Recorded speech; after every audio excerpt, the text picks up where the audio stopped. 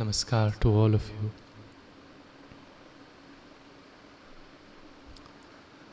This is a series on Sri Aurobindo's book, Synthesis of Yoga. And we have been exploring in the past few talks the section on Yoga of Integral Knowledge, which in simple terms is Jnana Yoga.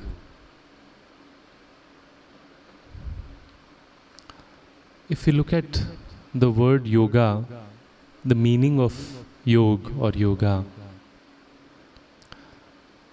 it quite literally means union. And with reference to yoga, it may be defined as a methodized effort towards seeking union with one's true self in all its forms and beyond form. Because the true self is also formless, beyond space and time. So yoga is a methodized effort towards seeking union with this true self in all its forms and the formless, and an expression of the latent potential within us. That latent potential comes again from that true self in its highest possibility of self-perfection. So yoga is a methodized effort towards seeking union and an expression of our true self. And broadly, this journey of yoga starts with a bit of nurturance for all of us. It starts with nurturing some of the basic fundamental qualities: purification, concentration, equality, equanimity, moving towards unconditional love, perseverance, sincerity, courage, faith, patience, and so on and so forth.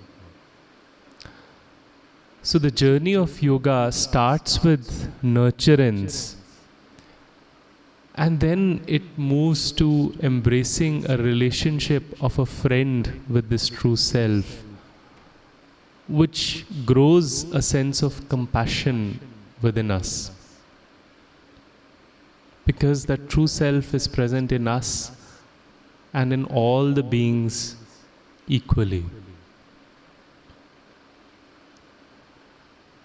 And then from nurturance to a relationship of friend, it moves towards the process of witnessing oneself, wherein one observes, one takes a sakshi bhav, one witnesses oneself, de-identifies oneself from being this body-mind, and observes from a neutral perspective whatever is going on in this mind-body. And this witness position is essential to yoga of knowledge, integral knowledge. Because if we seek the truth, which is unmuddled by the cravings and the desires and the aversions and the insecurities in our day-to-day life, then it is important to take a neutral witness position. Monica ji last week expressed regarding the chowkidar in us. There has to be a chowkidar. And this witness is the best form of chowkidar in us. And when we learn to observe ourselves undisturbed, unaffected by the movements of the mind, the movements of the vital, the attachments and insecurities of the physical, gradually we open up to a deeper space of calm and a bliss, which experiences with ease a communion with the Supreme Divine, which is the formless, which is beyond time and space. And this chapter, which is called as Realization of the Cosmic Self, is a chapter meant with the intention of reintegrating this experience of withdrawing from being this mind-body to a witness, to a movement beyond this universe, reintegrating it with our dynamic life in the present moment, here and now. So the journey of yoga starts with nurturance of some basic qualities within us. It moves towards a relationship of a friend, opening up our heart. And then it moves to a position of sakshi or a witness.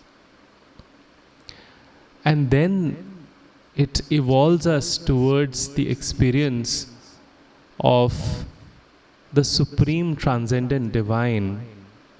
And this chapter, which is called as the Realization of the Cosmic Self, helps us integrate that with our life in the present moment, here and now. And it is so important to do that because we cannot take anything in life for granted.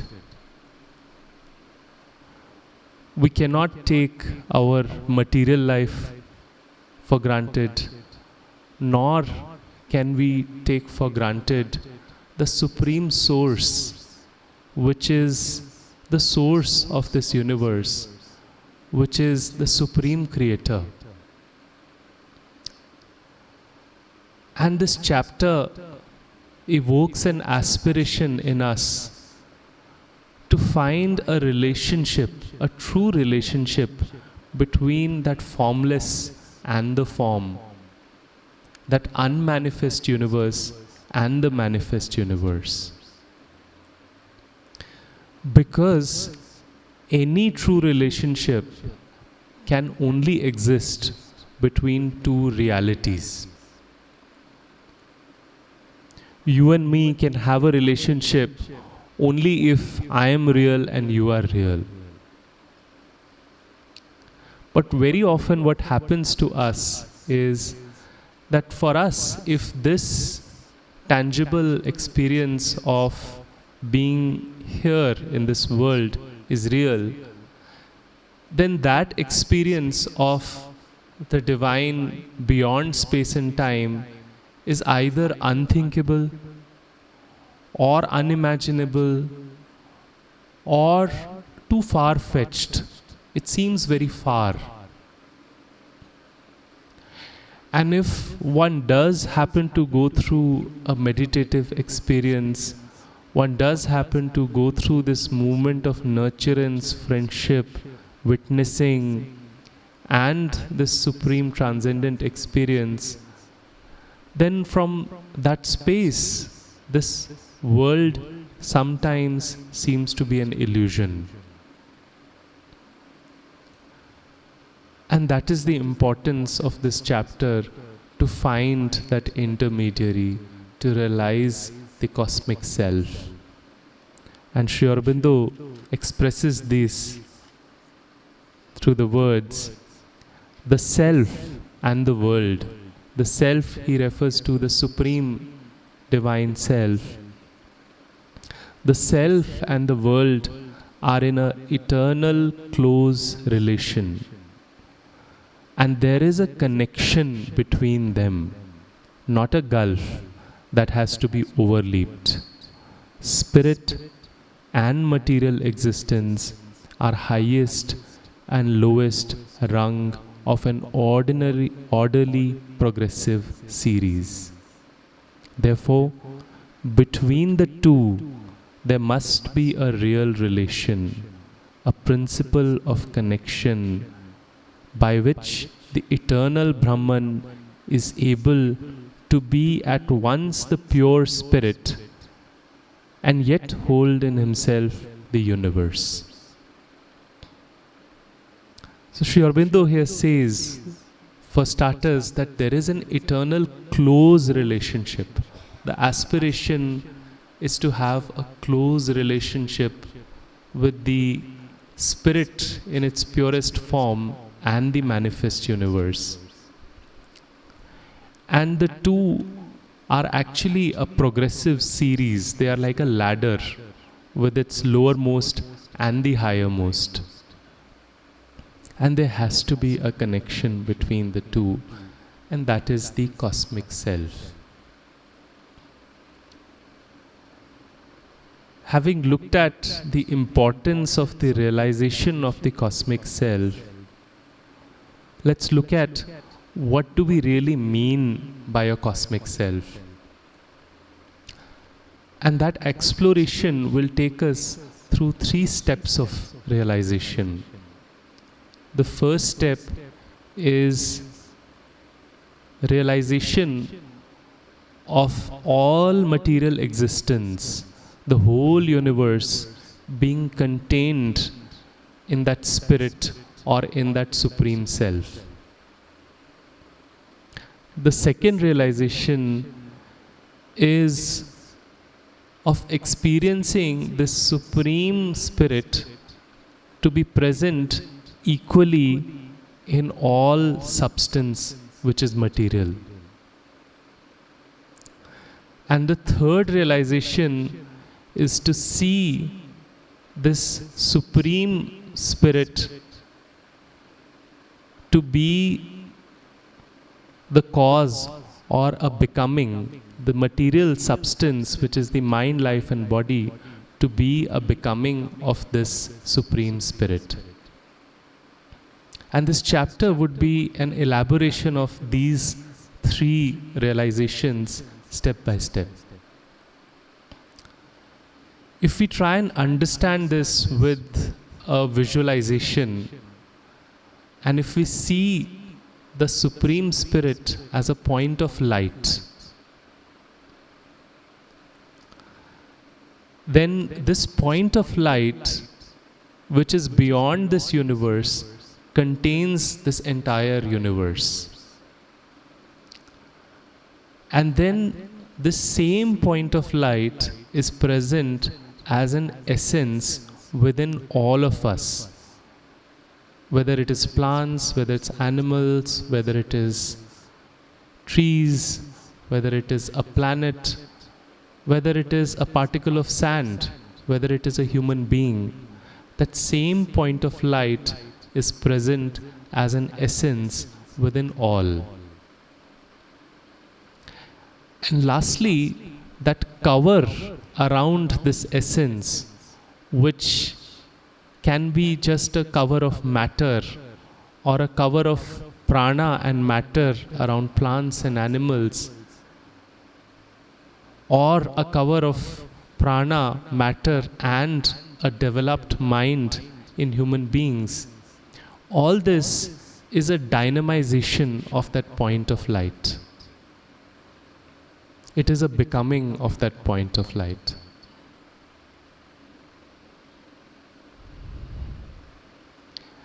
And when we hear these words, it overwhelms our mind in many ways. Either it seems too theoretical, or if one has had some tangible experience of any of these, it is a challenge to hold all these 3 together in the mind at one point of time. And that is why at this point of time, Sri Aurobindo emphasizes that element of purification of the mind. he asks us to go back to the previous chapters, because this chapter in the section of Yoga of Integral Knowledge comes way after setting some basic foundation in our being. And one of the key points he emphasizes is the purification of the mind.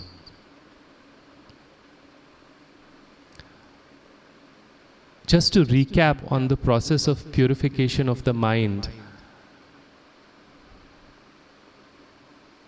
the purification of mind depends on the purification of our entire being, because the mind is linked to the physical, to the prana, to the heart, to the senses, to the whole being.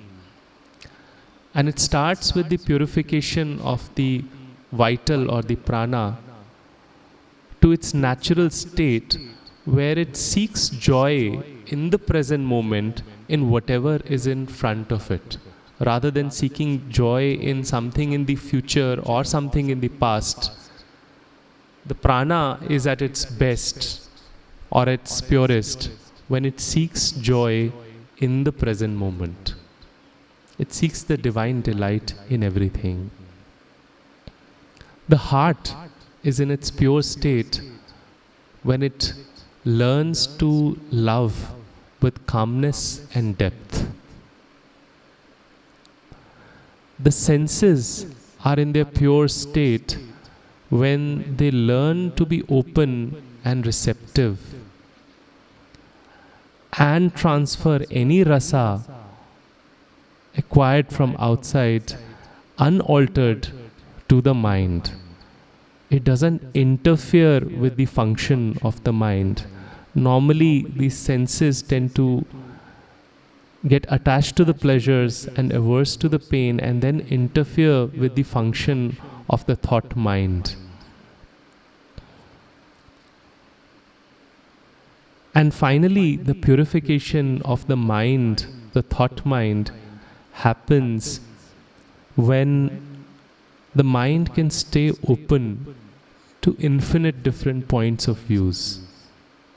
It is ready to look at things in a flexible fashion from various different points of views. When it learns to be still and open and passive. Because mind is like a mirror. It can mirror what is there outside, or it can be still and mirror what is above. It can be a mirror to the intuitions. And only in this open, passive, still state of purified mind can there be an experience of the cosmic self. It may still not be a complete, vivid experience of the cosmic self,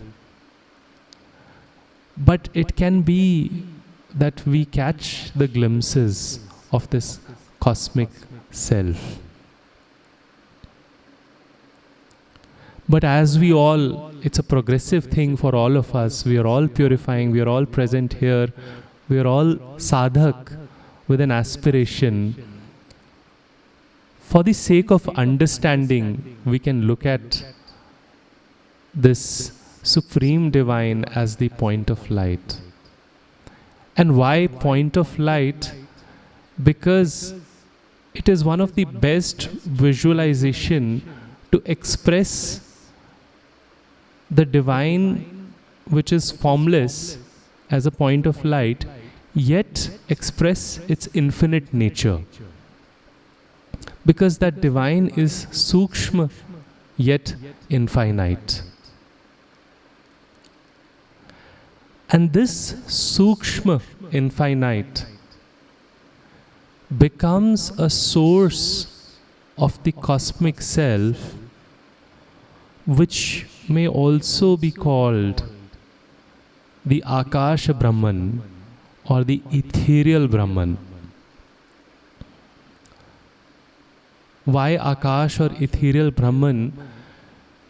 Because this Brahman or universe is not made out of all the five elements. The five elements being Dharti, Jal, Agni, Vayu, Akash, or in English, earth, water, fire, air, and ether. So this cosmic self, or Akasha Brahman, or the ethereal Brahman, is made out of the ethereal substance, or Akasha Tattva. And this ethereal Brahman is like a blueprint. Just like we have to make a building, for making that building, an engineer will first create a map of the building and will offer every detail of that building into that map. The same way, this Akasha Brahman, or this ethereal Brahman, is the original blueprint of this universe. And this Akasha Brahman carries within it an imprint of every movement that happens in this universe. Every movement that has happened, or is happening, or will happen in this material universe is carried as an imprint in this Akasha Brahman, or ethereal Brahman.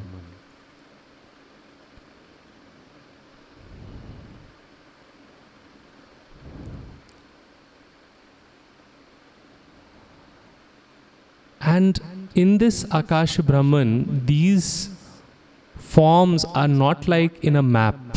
In the map, they are like figures drawn which are empty and unconscious. In the ethereal Brahman, each of these forms contains within it the Sukshma infinite, the Supreme Source, which is the very source and contains this whole ethereal Brahman, also mirrors itself or reflects itself in every form in this Akasha Brahman. Sri Aurobindo describes this with an example. As the ether both contains and is, as it were, contained in the jar. So it's like a jar in which ether seems to be contained, and also the ether contains the jar within itself.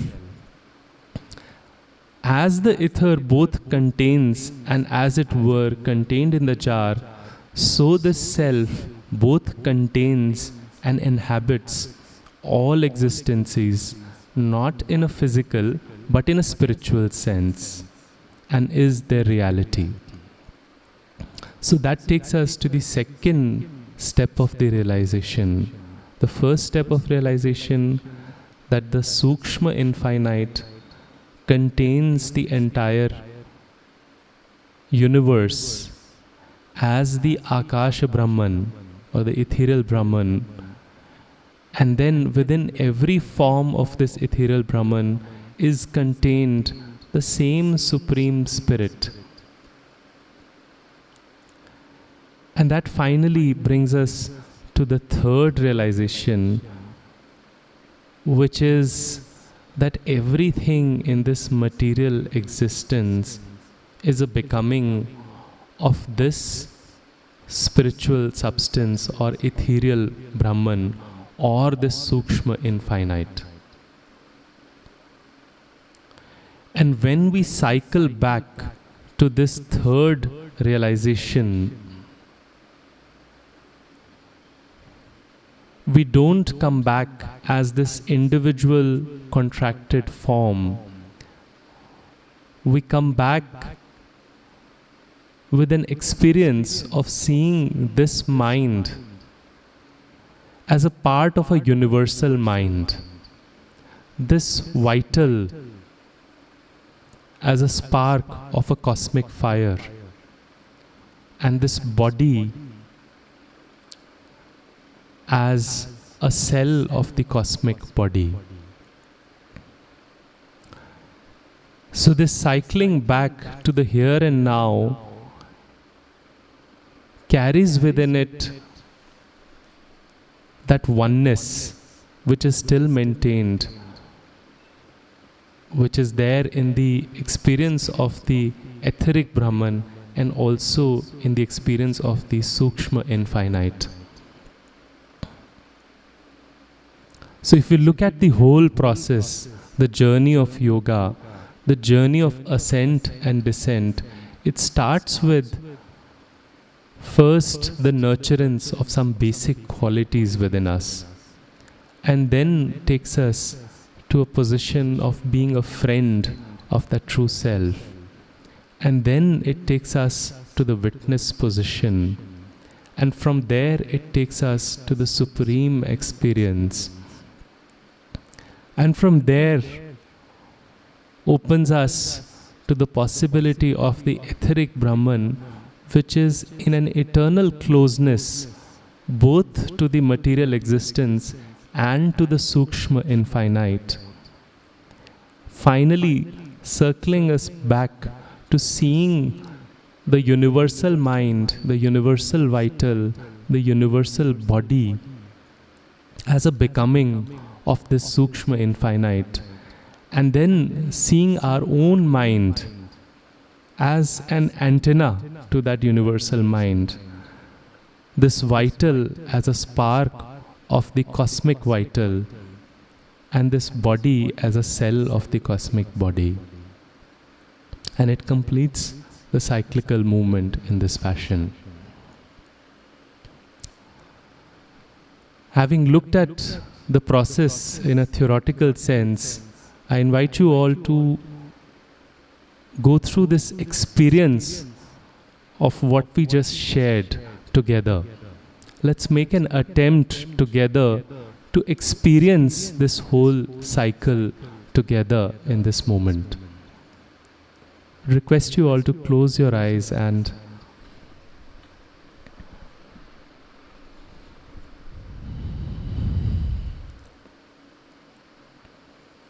you can start by taking 3 deep breaths.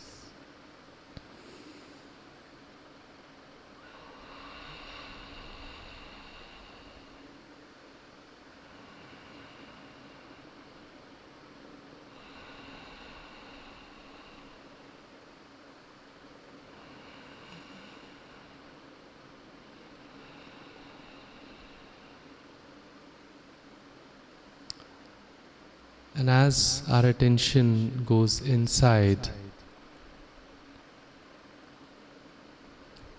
it's nice to visualize a beautiful object. It can be a flower which we like. And bring our attention and focus our attention on this beautiful object.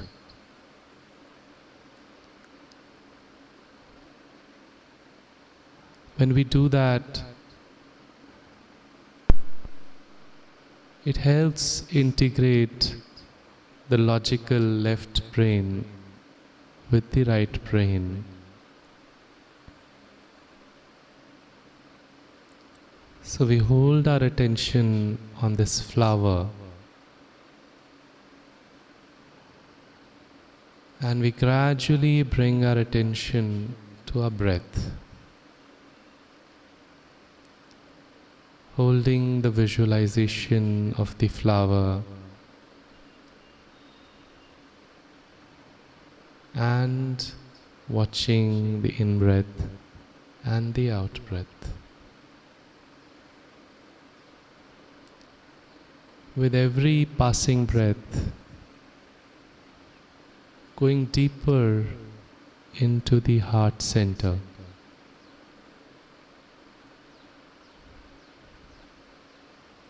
Again, holding the visualization of a flower,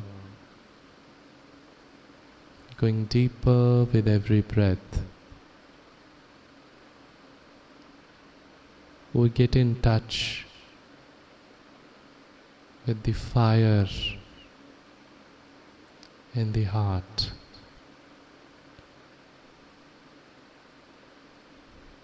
the fire of aspiration, the aspiration to experience a closeness between the material existence in us and the Supreme Divine beyond space and time.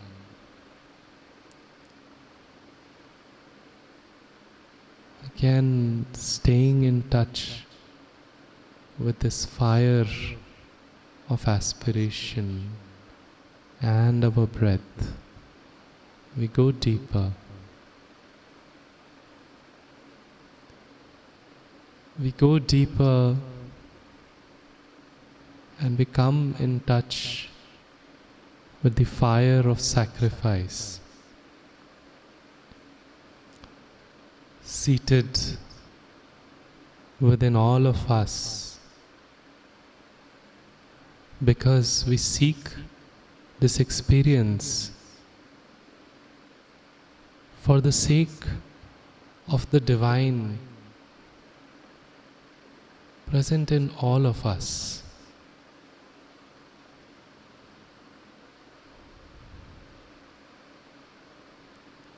Again, taking our attention towards the breath and towards the fire of aspiration and sacrifice.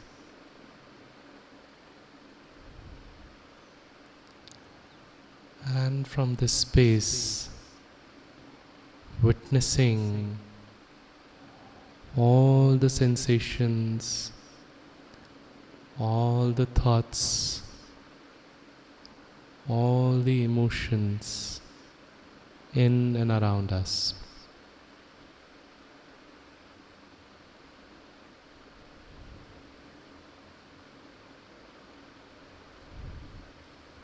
Again, going back to the breath, to the fire of sacrifice, to the fire of aspiration, and affirm to ourselves, this body, this is not myself or thyself. This is one working of the Prakriti. Stand back from it. And one observes the physical with all its feelings, with all its fears of survival, with all its attachments.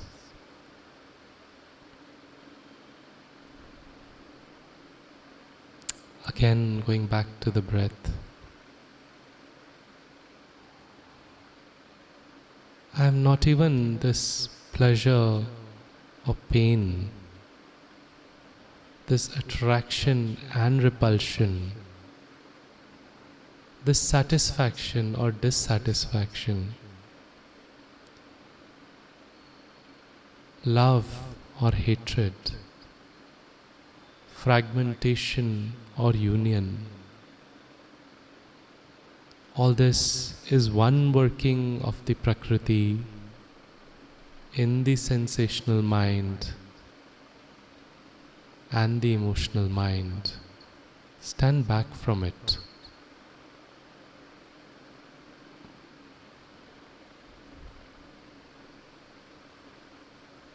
Again, going back to the breath. I am not even this thought or the thinker or the doubts or the dogmas or the fear of being right or wrong. This is one working of the Prakriti in the thought mind.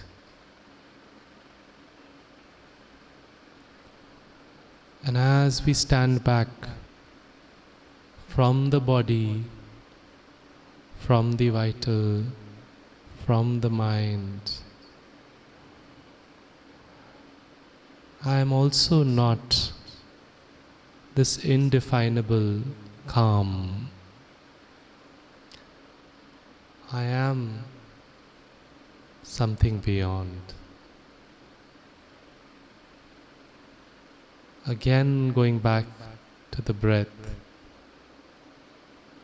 and observing this undefinable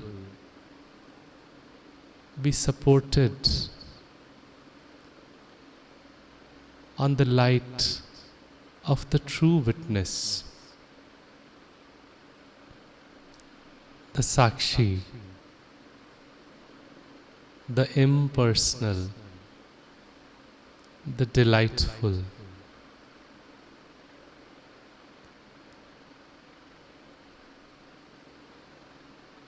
Bowing to the Shakti,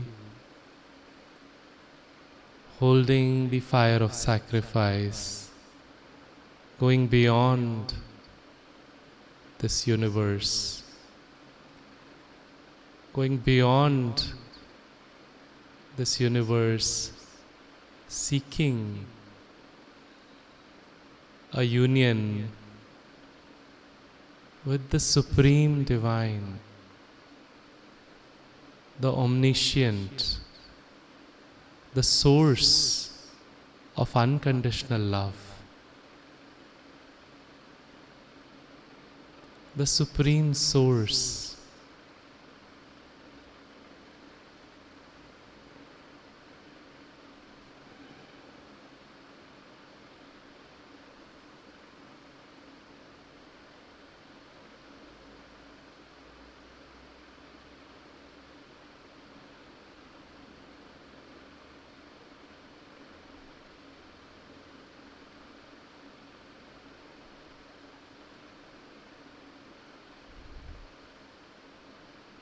Experiencing the joy of communion.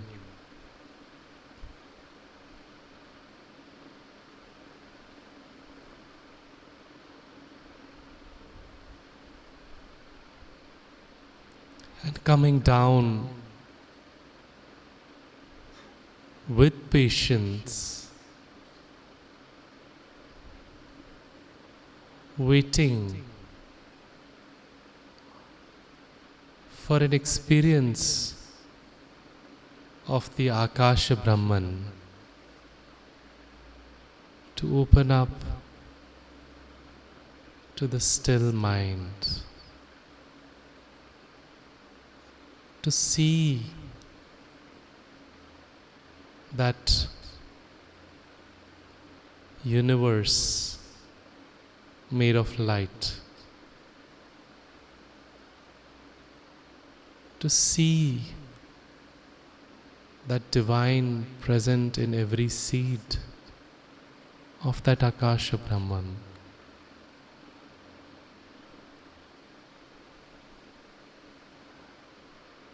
And to slowly come down to the here and now, where there is a universal mind, an experience of the expanded infinite universal prana, and a cosmic body. I am the infinite joy of the Spirit. This body is a cell of the cosmic body.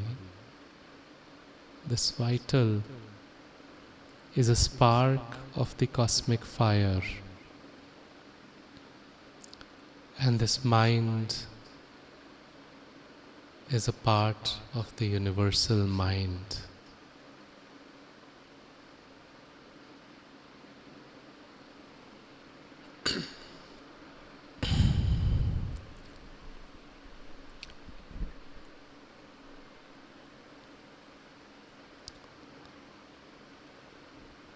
So coming back,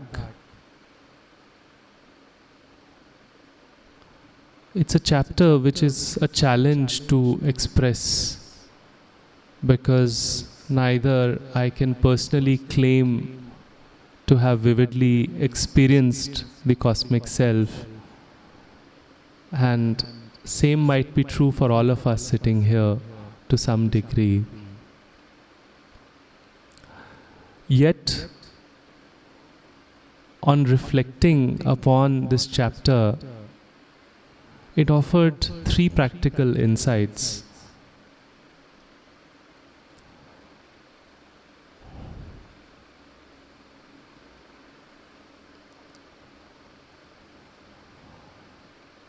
The first one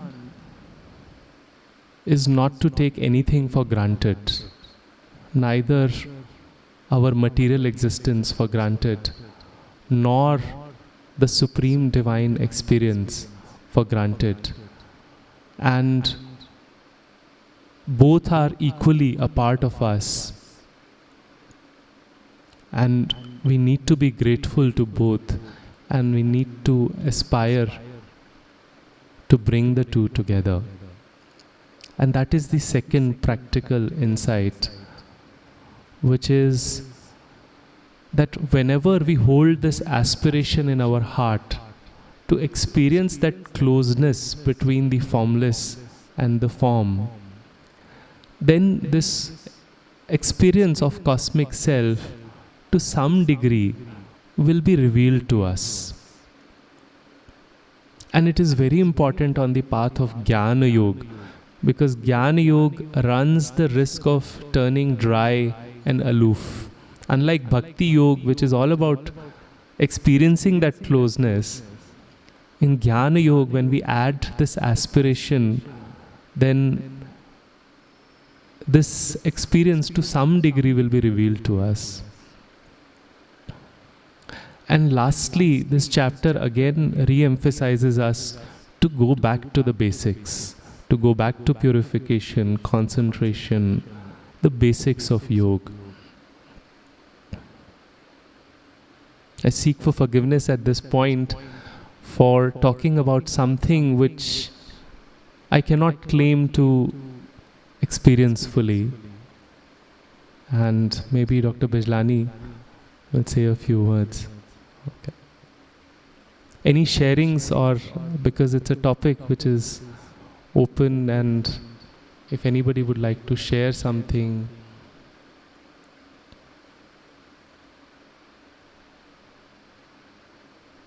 Oh, no. Thank you. Brahmanandam Paramasukhadam Kevalam Jnanamurtim Dvandatitam Gaganasadisham Tattvam Masyadi Lakshayam Ekam Nityam Vimalam Achalam Sarvadhi Sakshi Bhutam Triguna-atitam Bhavatitam Sadgurum Tam Namami Sadgurum Tam Namami Sadgurum Tam Namami.